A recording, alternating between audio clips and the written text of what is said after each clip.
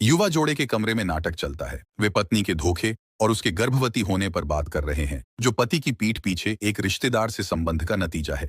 बाहर से देखने पर यह मजेदार है, एक सस्ता बेस्वाद सोप ओपेरा। दुर्भाग्य से असफल निर्देशक लार्स बस इतना ही कर सकता है, मेलोड्रामा बनाने और करियर के लिए लंबे समय से गिरावट में है। इसके कारण होने वाले अवसाद से निपटने के लिए असफलताओं के कारण लार्स अपनी पत्नी लिसा के साथ वीकेंड बिताने की योजना बनाते हैं, जो असफल अभिनेत्री हैं और जिन्हें कभी मुख्य रोल नहीं मिलता। लेकिन उससे पहले लार्स सबको उनके बारे में बताते हैं, अपनी पत्नी की अजीब योजनाओं के बारे में परिचितों को। उसे रोमांचक यात्राएं पसंद है। लार्स अपने पिता से भी मिलता है। बूढ़ा आदमी नर्सिंग होम में है और अपने बेटे से शर्मिंदा है, जो कभी सच्चा आदमी नहीं बन सका। लार्स मिकेल को बताते हैं कि वे शहर की भागदौड़ से दूर जंगल के केबिन में कुछ समय बिताने जा रहे हैं। यात्रा से पहले लार्स हार्डवेयर स्टोर जाते हैं, हथौड़ा, आरी, डक्ट टेप और रस्सी लेते हैं। संक्षेप में, एक आदमी को जो चाहिए, ग्रामीण घर में, खासकर अगर उसके पास कोई गुप्त योजना हो। अंततः निर्देशक अपनी पत्नी को लेने जाते हैं, उसकी शिकायतें सुनते हैं और फिर दोनों निकल पड़ते हैं। यात्रा के दौरान लिसा और लार्स ज्यादातर चुप रहते हैं, लेकिन जब वे बात करने की कोशिश करते हैं तो स्थिति बिगड़ जाती है। लिसा अपने पति पर इल्जाम लगाती है कि वह एक बेकार निर्देशक पर परेशानियों और कर्जों का इल्जाम लगाती है। वह उन्हें सस्ते में खरीदारी के लिए भी डांटती है। शराब, कहती है कि यह उसकी छुट्टी बिगाड़ सकती है। केबिन पर पहुंचने पर जोड़ा सामान खोलता है, व्यवस्थित होता है और पूरा वीकेंड बाहर बिताने की सोचता है। घर में घूमते हुए लार्स कुछ अजीब चीजें देखता है, जैसे फर्श पर बिखरे सीरियल, लेकिन उस पर ध्यान नहीं देता। इस पर ध्यान नहीं देता और उसे नहीं पता कि वे अकेले नहीं हैं। उसे एक ही चीज परेशान करती है, उसकी पसंदीदा धारीदार स्वेटर का गायब होना। वह अपनी पत्नी से पूछता है कि क्या उसने इसे देखा है या, लेकिन लिसा कहती है कि यह अलमारी में होगा और शायद उसने बस ध्यान से नहीं देखा। दंपति एक आरामदायक शाम बिताते हैं। लार्स स्वादिष्ट खाना बनाते हैं। वे सूर्यास्त में खाना खाते हैं, झील का दृश्य। फिर वे अपना पसंदीदा बोर्ड गेम निकालते हैं, लेकिन आरामदायक स्थिति में भी उनके बीच कुछ अजीब होता है। वे बिना वजह बहस करने लगते हैं और अंत में एक दूसरे से खफा। महिला खेल में हार मानने को तैयार नहीं होती और संघर्ष बढ़ने से रोकने के लिए सोने चली जाती है। अगले दिन सुबह लार्स एक के लिए जाता है, जंगल में जाता है और किसी कारण से पत्थरों से बैग भरता है। उसकी पत्नी दूर से देखती है, पर लार्स को नहीं पता कि वह पहले से ही उसकी योजनाओं को जानकर वह प्रत्युत्तर की तैयारी में है। पत्थरों का बैग परिवार की नाव में छोड़कर लार्स हार्डवेयर स्टोर से आपूर्ति का बैग लेता है। वह टेप, आरी और रस्सियों को तहखाने में छिपा देता है और तैयार होता है। हथौड़ा लेकर वह घर आता है, चुपके से शराब के 2 घूंट पीता है। शराब पीकर पत्नी की ओर बढ़ता है, हथौड़ा छुपाते हुए। उसे नहीं पता था आगे क्या होगा। लिसा अलमारी के पास किताब पलट रही थी और वह चुपके से पीछे आ रहा था। लार्स ने गहरी सांस ली और हथौड़ा उठाया, लेकिन वार का मौका नहीं मिला। महिला अचानक मुड़ती है और जैब करती है। उसके पति के पास जयपर था। जब लार्स को होश आता है तो उसके हाथ बंधे होते हैं और वह कुर्सी से बंधा होता है। मेज के दूसरी तरफ उसकी पत्नी बैठी होती है। उसके पास एक कप कॉफी, डक्ट टेप, रस्सियां और एक आरी होती है। लिसा उसके इरादे समझ जाती है, लेकिन वह हंसती है जब वह मानता है कि वह सबूत मिटाने के लिए उसे काटना चाहता था। वह मानती है कि वह बुरी तरह असफल होता। वह कायर है और स्टेक काटने में भी संघर्ष करता है। जब वह हंसना रोकती है तो एक गंभीर सवाल की ओर मुड़ती है, मकसद। वह समझ नहीं पा रही कि लार्स ऐसा क्यों करना चाहता था, लेकिन जवाब सरल है। उसे पहले से ही पता था कि वह उसे धोखा दे रही है। लेकिन लिसा मानती है कि यह उसका सबसे बड़ा पाप नहीं है। उसने भी इस यात्रा पर लार्स से छुटकारा पाने की योजना बनाई थी, ताकि बीमा राशि का दावा कर सके और उनके सभी कर्ज चुका सके। उसकी योजना थी कि ऐसा लगे जैसे वे शिकार पर गए थे और गलती से उसने उसे गोली मार दी जब वह बंदूक के साथ गिर गई। उसने पहले ही अपने दोस्त को बताया था ताकि अलिबी तैयार कर सके और सजा से बच सके। लार्स अपनी पत्नी का मजाक उड़ाता है, उसे याद दिलाता है कि वह एक खराब अभिनेत्री है और उसकी कहानी पर कोई विश्वास नहीं करेगा। वह सस्ते सोप ओपेरा में भी रोल नहीं पा सकती और किसी जासूस को धोखा देने का तो सवाल ही नहीं। एक और बहस दंपत्ति में होती है। वे एक दूसरे पर झूठ और उदासीनता का आरोप लगाते हैं, लेकिन जब लार्स अपनी पत्नी के पीछे माली विक्टर को खड़ा देखता है तो वह और साहसी हो जाता है और ध्यान खुद पर रखने की कोशिश करता है। 2 दिन पहले लार्स की पार्क में विक्टर से मुलाकात हुई। विक्टर ने लिसा से छुटकारा दिलाने के लिए $500,000 मांगे, पर शर्त थी कि सब रिकॉर्ड होना चाहिए। विक्टर के लिसा के सिर पर फावड़ा मारने के बाद स्थिति पलट जाती है। अब लिसा कुर्सी से बंधी है और विक्टर बंदूक ताने हुए है। वह अपने परिचित को शांत करता है, कहता है कि लार्स ही ट्रिगर दबाएगा, जबकि वह सबूत साफ करेगा। इस स्थिति में भी यह जोड़ा बहस जारी रखता है। लिसा अपने पति को याद दिलाती है कि उसकी जुए की लत के कारण वे कंगाल हो गए हैं और कर्ज में डूबे हैं। और यही उन्हें इस भयानक स्थिति में लाया। बहस में लिसा को पता चलता है कि लार्स ने विक्टर से सिर्फ $500,000 का वादा किया था, ये झूठ बोलते हुए कि बीमा का भुगतान 1 मिलियन था। महिला को स्थिति पलटने का मौका मिलता है। वह विक्टर को 3 गुना अधिक देने का वादा करती है और माली पक्ष बदल लेता है, यह सोचते हुए कि वह अंततः अमीर बन जाएगा। दंपत्ति नीलामी शुरू करते हैं। दोनों विक्टर को अधिक पैसे देने की पेशकश करते हैं। हिटमैन हिचकिचाता है, अनिश्चित कि कौन सा पक्ष अधिक फायदेमंद होगा। पूरी तरह भ्रमित माली जड़वत हो जाता है और दोनों प्रतिद्वंद्वियों को देख नहीं पाता। लार्स इस मौके का फायदा उठाकर विक्टर के हाथ से शॉटगन छीन लेते हैं। 2 लोग फर्श पर कुश्ती करते हुए हथियार पकड़ने की कोशिश कर रहे हैं और झगड़ा शुरू हो जाता है। विक्टर, जो कभी समझदार नहीं था, नंगे हाथ से बैरल पकड़ने का फैसला करता है। तभी लार्स ट्रिगर दबाता है। अब लिसा और लार्स विक्टर की मदद के लिए साथ काम करते हैं, जिसने उंगलियां खो दी हैं और घर में घबराहट में दौड़ रहा है। वे भूल जाते हैं कि वे एक दूसरे के साथ क्या करने की योजना बना रहे थे। लिसा अपने पति से विनती करती है कि विक्टर को अस्पताल ले जाए या कम से कम उसके हाथ से बहते खून को रोक दे। जाहिर है लार्स भी बहुत समझदार नहीं है।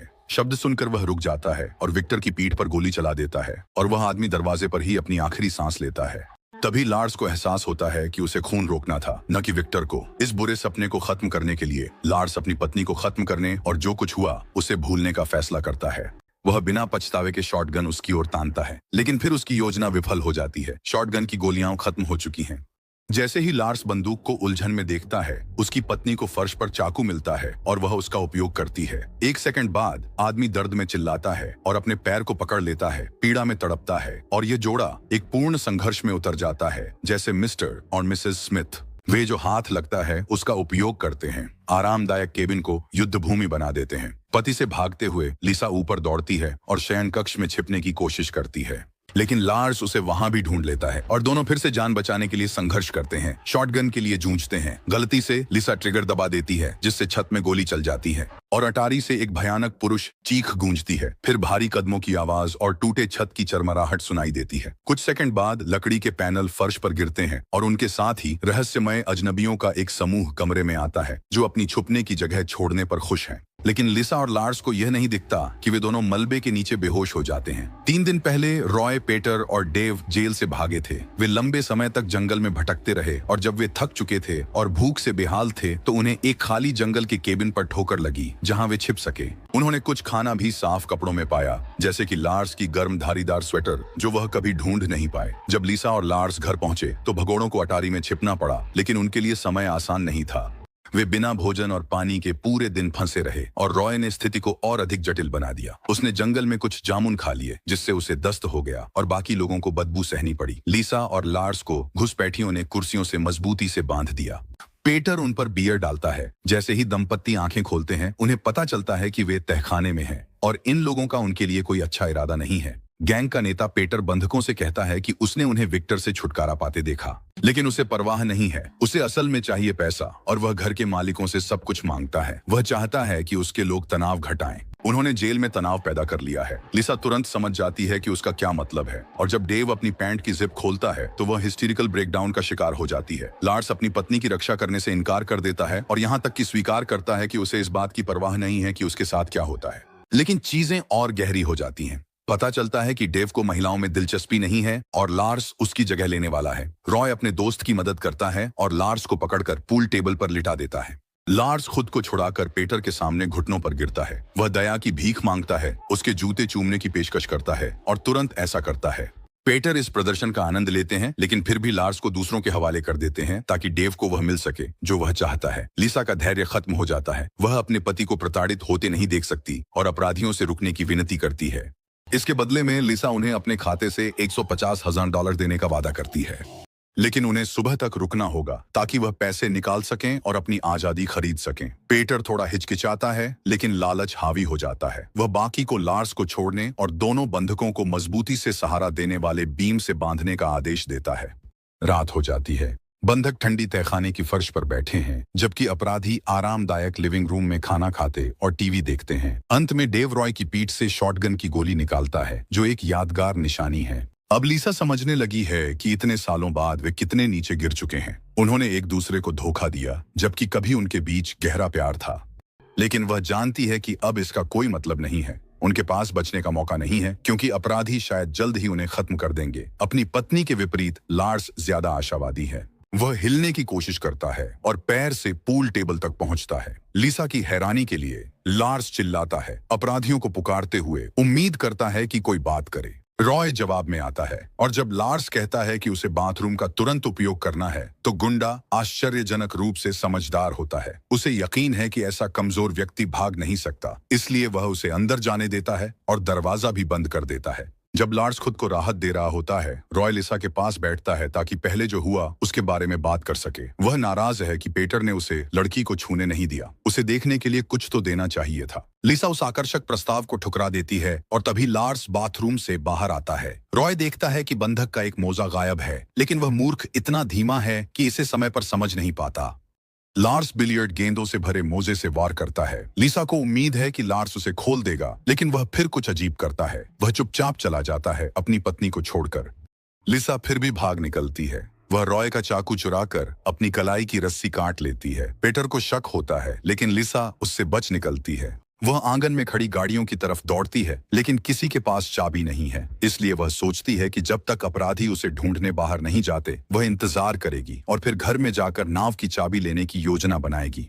योजना सफल होती है। पीटर और डेव रॉय को ढूंढकर होश में लाते हैं और बंधकों को वापस लाने के लिए शिकार पर निकलते हैं। वे हर कोने को छानते हैं, उम्मीद करते हैं कि उन्हें मिल जाएंगे। इस बीच लिसा चुपके से घर लौटती है। वह हर जगह खोजती है, पर सभी दराज और अलमारियां खाली मिलती हैं। अचानक उसे शक्कर के जार में देखने का ख्याल आता है और वहां हैं चाबियां। राहत की सांस लेते हुए लिसा दौड़ने को तैयार होती है।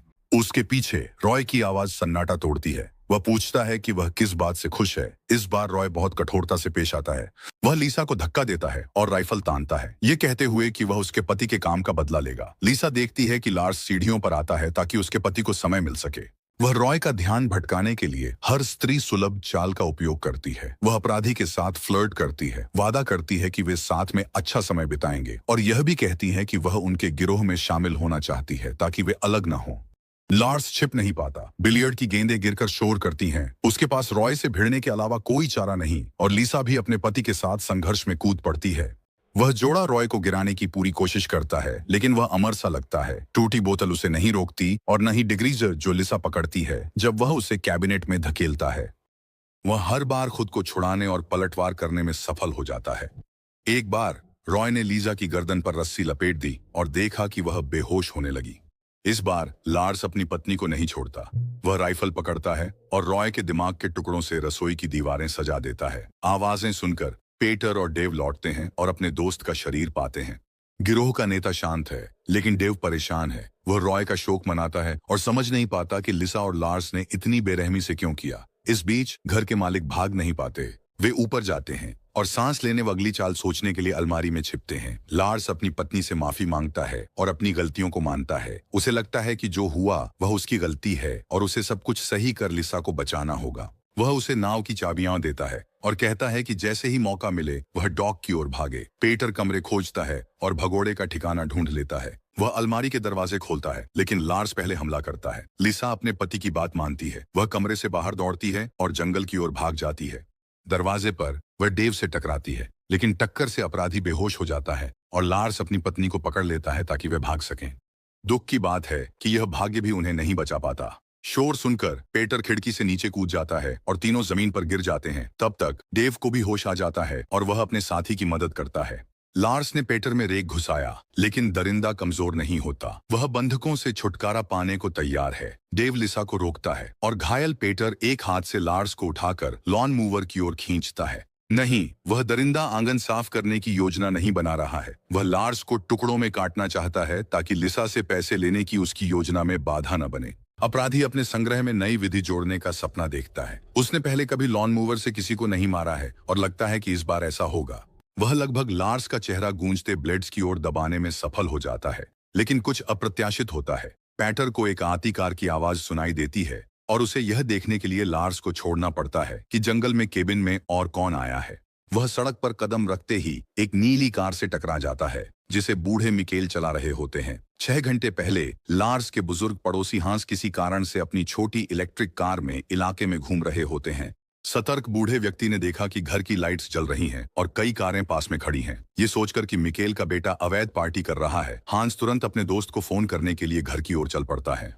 बूढ़े हंस अपने दोस्त को यात्रा की कहानी बताते हैं और लगभग भूल जाते हैं कि फोन क्यों किया, लेकिन समय रहते उन्हें मुख्य बात याद आ जाती है और वह घर की अजीब घटनाएं साझा करते हैं। मिकेल बेटे को फोन करता है लेकिन फोन बंद है। बूढ़ा आदमी तब कार्रवाई करता है। वह अस्पताल के कमरे से भागता है, गार्ड पर हमला करता है और कार की चाबियां चुरा लेता है। रास्ते में मिकेल को कई बार गैस स्टेशनों पर रुकना पड़ता है और उसका गुस्सा इतना बढ़ जाता है कि वह बिना देखे सीधे यार्ड में तेजी से चला जाता है। वह अपने बेटे को लॉन मॉवर से बचाकर पीटर को कुचलने में सफल होता है। मिकेल इधर उधर देखता है और डेव को देखता है, जो अब भी लीसा के गले पर चाकू रखे हुए है। बूढ़ा आदमी, वियतनाम का अनुभवी, धैर्य नहीं खोता। वह कुशलता से जमीन से राइफल उठाता है और अपराधी के घुटने में गोली मारता है, साफ छेद कर देता है। प्रतिशोध तुरंत आता है। लार्स के पास अपने पिता को चेतावनी देने का समय नहीं है। पीटर किसी तरह जीवित है। बूढ़े आदमी की पीठ में छुरा घोंप देता है। ऐसा करते हुए वह उसके सामने उसके बेटे और बहू को नष्ट करने का वादा करता है। घायल लेकिन पराजित नहीं, मिकेल हार मानने से इनकार कर देता है। वह पीटर की नाक में अपने दांत गड़ा देता है, लेकिन अपराधी ज्यादा ताकतवर साबित होता है और अपने सपने को पूरा करते हुए बूढ़े आदमी को लॉन मॉवर पर फेंक देता है। लिसा खुद और अपने पति को बचाने की कोशिश करती है, यह समझते हुए कि अब बूढ़े आदमी की मदद का कोई तरीका नहीं है। वह और लार्स कार में बैठते हैं और निकल जाते हैं, लेकिन पीटर राइफल पकड़ लेता है और उसी तरह कार रोक देता है जैसे लार्स ने विक्टर को रोका था। डेव की टांग देखने के बाद पीटर मदद करने से मना कर देता है। इसके बजाय वह कार की ओर बढ़ता है, अपराधियों को बाहर खींचने और अपनी योजनाओं का बदला लेने के लिए दृढ़ है। जेल से भागने के बाद बंधक पीटर को चकमा देने में सफल होते हैं। कार खाली है। इस दौरान लिसा तेजी से नाव की तरफ दौड़ती है, लेकिन भाग नहीं पाती। ईंधन टैंक खाली है। घर में घुसने की कोशिश में डेव को तौलिए और कैंची मिलते हैं ताकि वह घायल पैर की पट्टी कर सके, लेकिन जल्दी में वह गलती से नमक की जार गिरा देता है, जिससे नमक घाव में चला जाता है और दर्द होता है। दर्द से लड़ते हुए डेव लिविंग रूम पहुंचता है और चोट को सुन्न करने की कोशिश करता है। उसे एक बोतल मिलती है जो दर्द कम करने और घाव ठीक करने में मदद करती है। बूढ़े मिकेल भी पीड़ित हैं।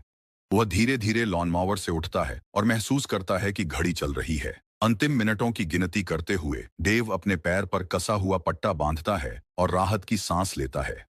आखिरकार दर्द कम हो रहा है और चीजें बेहतर हो सकती हैं, लेकिन अचानक लार्स आकर उसकी उम्मीदें तोड़ देता है। वह डेव की टांग गलत तरीके से मोड़ता है और बताता है कि उसने गलत स्वेटर चुना है। इस बीच लिसा चारों ओर देखती है, यह सुनिश्चित करने के लिए कि कोई नहीं है, और गैस के डिब्बों के लिए गैरेज की ओर दौड़ती है, लेकिन उसे नहीं पता कि पीटर उसका पीछा कर रहा है। कोने में मछली पकड़ने के उपकरण की बाल्टी देखकर उसने उसे पीटर के सिर पर दे मारा, जिससे कई हुक उसके चेहरे में धंस गए। फिर भी वह भगोड़ा नहीं रुका। वह उसके पैसे चाहता है। यह सुनिश्चित करने के लिए कि वह फिर से न भागे, उसे घसीटता है। लार्स डेव को अटारी की घटना याद दिलाता है और यह सुनिश्चित करने के लिए कि उसे फिर किसी को पूल टेबल पर लिटाने का ख्याल न आए, वह उसकी सबसे कीमती चीज, उसकी मर्दानगी छीन लेता है। डेव की चीख जंगल में गूंजती है और मिकेल जाग जाता है। बूढ़ा आदमी किसी तरह झूले तक पहुंच गया है, जहां उसने सालों सूर्योदय और सूर्यास्त देखे थे। वहीं थका हुआ लार्स उसे पाता है और बूढ़े आदमी को जीवन के अंतिम क्षणों में अपने बेटे से बात करने का मौका मिलता है। वे अक्सर लार्स की मूर्खतापूर्ण फिल्म परियोजनाओं पर झगड़ते थे, लेकिन अब मिकेल कहते हैं कि उन्हें अपने बेटे पर गर्व है और वे उसे सच्चा आदमी मानते हैं। फिर वह सूरज की ओर आखिरी बार देखता है और आंखें बंद कर लेता है। पिता को अलविदा कहकर लार्स घाट की ओर दौड़ता है और देखता है कि पीटर और लिसा के साथ नाव किनारे से दूर जा रही है। वह रस्सी पकड़कर पानी में गिर जाता है और भागते अपराधी को पकड़ने की कोशिश करता है। लिसा अपने पति को देखती है और लार्स को मौका देने के लिए पीटर का ध्यान भटकाने की कोशिश करती है। वह अपराधी से बात करती है, उसे रोकने की कोशिश करती है, उसे उस दोस्त की याद दिलाती है जिसे वह घर में छोड़ आया था। पर अब इन बातों का उस बूढ़े पर असर नहीं होता। अब वह सिर्फ पैसे के बारे में सोचता है। लार्स किसी तरह नाव पर चढ़ जाता है और ऐसा लगता है जैसे यह 1000वीं बार हो रहा हो। दोनों के बीच फिर से लड़ाई छिड़ जाती है। पीटर सच में अजेय लगता है। उसके चेहरे पर मारे गए मुक्के या मछली पकड़ने के चारे का उस पर असर नहीं होता। वह बूढ़ा किसी तरह लार्स और लिसा दोनों के हमलों को एक साथ रोक लेता है, और चाहे जोड़ी कितनी भी जोर से लड़े, अपराधी हमेशा ज्यादा ताकतवर होता है। अग्निशामक भी मदद नहीं करता। लिसा पूरे कनस्तर की सामग्री सीधे पीटर के चेहरे पर खाली कर देती है। गैस की फुहार के साथ छिड़कती है, लेकिन वह खड़ा रहता है, अडिग, अचल और अपनी ताकत बनाए रखता है। पीटर लार्स को संभालने में व्यस्त है, उसे खत्म करने की कोशिश कर रहा है। तभी लिसा को एक फ्लेयर गन दिखती है। बस वही। अब उसे यकीन है कि वह आखिरकार अपराधी को नष्ट कर सकती है, या शायद नहीं।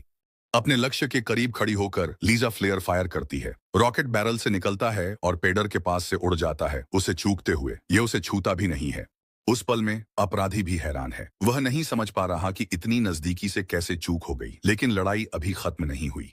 लार्स फिर से संघर्ष में कूदता है। जब पेटर लिसा की चूक पर हंस रहा होता है, लार्स उसकी बांह पकड़कर उसे जबरदस्ती नाव के प्रोपेलर की ओर धकेलता है। यह स्पष्ट नहीं है कि लार्स ने पहले जब नाव पर चढ़ा था तब वह इसी प्रोपेलर से कैसे बच गया, लेकिन अब यह अपना काम पूरी तरह से करता है, पेटर के मोटे हाथ को काटते हुए और नाव के बाहर पानी में एक लाल निशान छोड़ते हुए।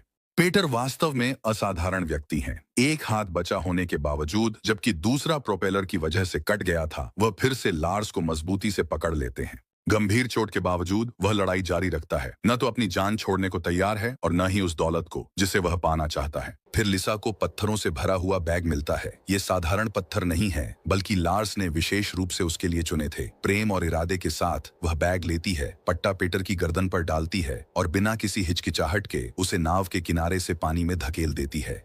इस बार कोई चमत्कार नहीं होता। लार्स ने अच्छे भारी पत्थर चुने थे और वे वही करते हैं जो उन्हें करना था। वजन तुरंत ही पेटर को नीचे खींच लेता है, उसे कुछ ही सेकंड में सतह के नीचे ले जाता है। जो दृश्य आता है वह टर्मिनेटर के पल की याद दिलाता है। ठंडी खामोशी गहराइयों में डूब जाती है, अंतिम और अपरिहार्य। लेकिन किस्मत इस जोड़े के सामने एक और परीक्षा रखती है। बैग से बंधी रस्सी लार्स को खींच ले जाती है और लिसा को तय करना होता है कि उसे बचाए या उस आदमी को जाने दे जिसने उसके लिए यह सब किया। वह कुछ सेकंड सोचती है, फिर अपनी आखिरी ताकत से लार्स को नाव में खींच लेती है, आखिरकार सुरक्षित। युगल एक दूसरे को कसकर गले लगाते हैं, ये तय करते हुए कि उन्होंने जीवन में काफी खतरे और पीड़ा देख ली है। वे घर लौटते हैं, पुलिस को बुलाते हैं और इंतजार करते हुए आगे क्या करना है इस पर बात करते हैं। वे बच गए, उन्होंने सुलह कर ली, लेकिन कर्ज और गरीबी कहीं नहीं गए हैं। जब वे शहर लौटेंगे तो उनकी पुरानी समस्याएं उनका इंतजार करेंगी। अगर उनमें से एक मर जाता तो दूसरे को बीमा राशि मिलती, लेकिन अब कोई रास्ता नहीं है। या क्या कोई और तरीका है? जब पुलिस आती है तो दंपति रिपोर्टरों को इकट्ठा करते हैं और इंटरव्यू देना शुरू करते हैं। उस क्षण से वे सच्चे सेलिब्रिटी बन जाते हैं और टॉक शो में आमंत्रित किए जाते हैं। खतरनाक भगोड़ों को पकड़ने के लिए अखबारों में छाए रहते हैं और असली नायकों के रूप में सराहे जाते हैं। बेशक यह सब मुफ्त में नहीं हुआ। लिसा और लार्स ने अपनी देनदारियों को चुकाने के लिए पर्याप्त पैसा कमाया और यहाँ तक कि एक नई फिल्म भी बनाई जो एक विवाहित जोड़े के बारे में थी, जिन्होंने अपने दूरस्थ वन केबिन में अपराधियों के एक गिरोह का सामना किया। और फिल्म स्वाभाविक रूप से बेस्ट सेलर बन गई, इसकी साहसी प्रमुख अभिनेत्री और प्रतिभाशाली निर्देशक के कारण।